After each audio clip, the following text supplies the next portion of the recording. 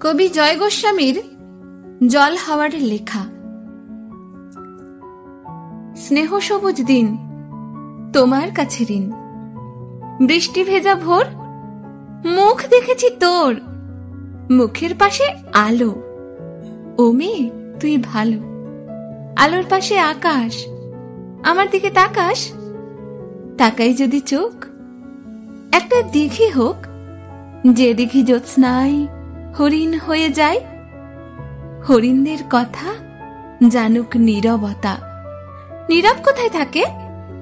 জলের বাঁকে বাঁকে। জলের দোষ না তো।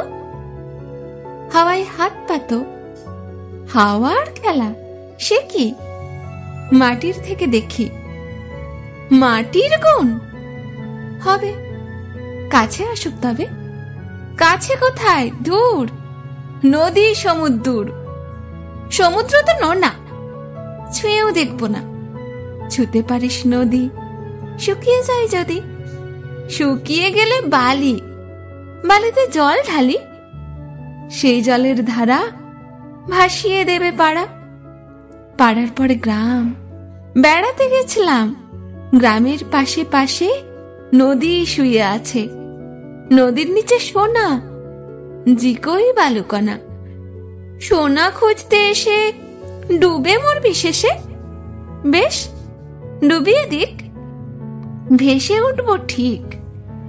ভেসে কোথায় যাব?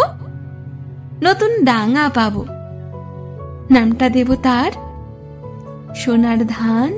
আর বলবো, শোন এই, কষ্ট দিতে নেই। আছে নতুন হাওয়া, তোমার কাছে যাওয়া আরো সহজ হবে। কত সহজ হবে বলো?